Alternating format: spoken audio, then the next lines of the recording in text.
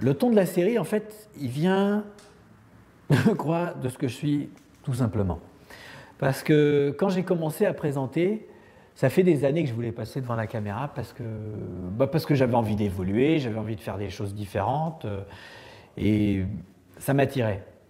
Et quand j'ai eu la chance, au bout de quelques années, qu'on me laisse, parce que j'avais fait plein d'essais, j'avais proposé des choses, mais à chaque fois ça n'a pas marché. Et donc finalement, on a fini par penser à moi un jour où il y avait quelque chose à faire. Et là, ça a été un moment qui a été très difficile parce que je me suis dit, qu'est-ce que je fais? Comment est-ce que je vais paraître devant la caméra? Et c'est là où on risque de perdre pied. Et c'était une émission animalière qui s'appelait Animal Zone, produite par Jean-Louis Burga pour France 2. Et en fait, j'étais un débutant. Et j'ai pris une décision ce jour-là, c'est-à-dire que je ne me suis pas dit je vais essayer de faire ça ou je vais essayer de faire ça. Je me suis dit si je me plante, j'aurai moins de regrets si j'ai fait exactement comme je le sentais que si j'ai voulu jouer un rôle et que ça n'a pas marché. Donc, je me suis mis à parler complètement naturellement à la caméra, comme si j'avais parlé à mes copains. Et apparemment, je suis tombé juste parce que l'émission, elle démarrait, donc on ne savait pas très bien ce qu'il fallait faire. Les rédacteurs cherchaient comment on allait la rendre la plus attrayante possible, la plus réussie. Mais à chaque fois, il y avait un truc qui revenait, toi, tu ne changes rien. Donc, ça, c'est facile de rien changer. Et donc, j'ai continué à présenter, à parler. En fait, moi, je parlais des animaux, je disais un petit peu comment ils vivaient, etc.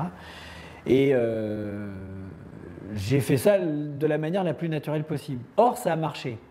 Ce qui m'a permis de rebondir sur une autre émission qui s'appelait Les Nouveaux Mondes, qui passait à 20h50. Et ça, c'était quand même un coup de bol. Après 3 mois de présentation, de se retrouver à 20h50 sur France 2, je ne pouvais pas refuser un truc pareil. Et puis, en fait, il semblait que le ton, en tout cas de la manière dont je parlais, ça marchait bien, ça plaisait. Mais c'est des émissions qui n'ont peut-être pas réussi à faire des gros cartons, mais moi, j'ai été super content de les faire. Et quand je suis parti faire J'irai dormir chez vous, là, il y avait un gros avantage, c'est qu'on avait Voyage. Il y avait France 2 qui avait décidé de faire le premier, et puis finalement, ils ont trouvé que ça ne leur convenait pas. Mais Voyage ne nous a jamais lâchés. Et Voyage a un gros avantage, c'est que c'est une toute petite chaîne. Alors l'inconvénient, c'est qu'elle n'a pas beaucoup d'argent, mais bon, J'irai dormir chez vous, on peut quand même s'en sortir pour pas trop cher. Mais en revanche, c'est qu'il y a beaucoup moins de contraintes, c'est qu'on te laisse faire. Or, François Fèvre, qui était le patron de Voyage à l'époque, quand j'arrivais pour lui faire voir le premier épisode, il a rigolé, il était content, donc il a dit d'accord, on en fait un autre. Le deuxième, il a rigolé, puis quand je suis arrivé pour le troisième, il a dit tu vois, il attendait de voir l'épisode. Il n'avait pas du tout la démarche, que je ne critique pas, mais qui est quand même la démarche des chaînes. La démarche des chaînes, je vais vous expliquer un truc là, c'est pour vous, rien que pour vous, pas pour les chaînes. Quand quelqu'un sur une grande chaîne regarde un documentaire qui va diffuser, il a une pression. Il a une pression parce qu'il faut que ça marche. Donc, au lieu de regarder un documentaire comme vous allez le regarder, c'est-à-dire, est-ce que ça m'intéresse, puis il regarde, et puis quand il s'emmerde. À ce moment-là, il s'en aperçoit. Non, il ne dit pas ça. Il regarde le documentaire et il se dit, est-ce que là, ça ralentit pas? Est-ce que là, on ne s'emmerde pas? Est-ce que là, il ne faudrait pas mettre une relance? Est-ce qu'il ne faudrait pas... Donc, au lieu de regarder d'une manière très naturelle le documentaire, il le regarde d'une manière très professionnelle. Alors, je ne le critique pas, mais en même temps, ça fausse sa vision. Surtout que lui, des documentaires, il en voit toute la journée. Donc, il a du métier. Et du coup, il a des recettes. Et du coup, quand on n'applique plus les recettes, il est un peu perdu. Et ça, souvent, ça les dérange. Alors que François Fèvre, sur Voyage, il a beaucoup moins de pression. Donc, il regarde les choses pour qu'elles soient variées, que ça soit amusant. Et puis, quand il s'amuse, il était content. Et c'est là-dessus qu'on s'est vraiment rejoints. Et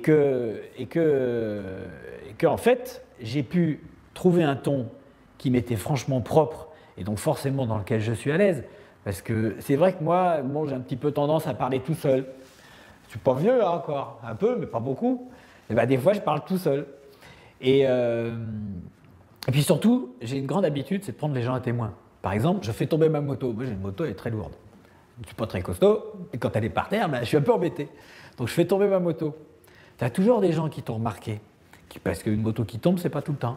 Alors, je regarde, je dis, hop, je repère un qui est costaud, toi, Ah, il me regarde, il rigole, je dis, bah, faut la relever. Donc il vient. Et ça, c'était bien avant de faire J'irai dormir chez vous. Donc en fait, je suis resté assez naturel pour faire cette série. Et j'ai continué simplement à m'amuser. Surtout que j'avais remarqué dans les émissions que j'avais faites avant, que plus je m'amusais, mieux ça passait. Donc, bah voilà, de ton J'irai dormir chez vous, j'ai rien inventé, j'ai juste essayé de rester comme j'étais. Et puis, il s'est avéré que, comme la série a eu la chance, en fait, peut-être, de ne pas passer sur une grande chaîne tout de suite, où on te dit, mais non, là, c'est moyen, il faut faire comme ci, comme ça, on m'a laissé faire. Et donc, elle a un gros avantage, c'est qu'elle est cohérente. C'est-à-dire je sais qu'elle est à part et qu'elle est cohérente. Et que quand on est arrivé à avoir 10 épisodes, maintenant il y en a 24, on s'est aperçu que c'est pas qu'on s'est aperçu. Quand on a 24 épisodes, en fait, on ne regarde plus la série comme un truc un peu bizarre. Comme quand il y en a un, c'est un truc à part. Il y en a 2, 3, c'était une idée qui était intéressante. Il y en a 24, c'est quelque chose qui est réellement cohérent. Après, on aime ou on n'aime pas, parce que je pense que tout le monde n'aime pas cette série, mais au moins, on a quelque chose qui est solide, même s'il est complètement à part et qui s'appuie moins sur ce qui existe déjà. Voilà. Donc c'est pour ça que je suis content d'être arrivé à 24. On va essayer d'en faire 30.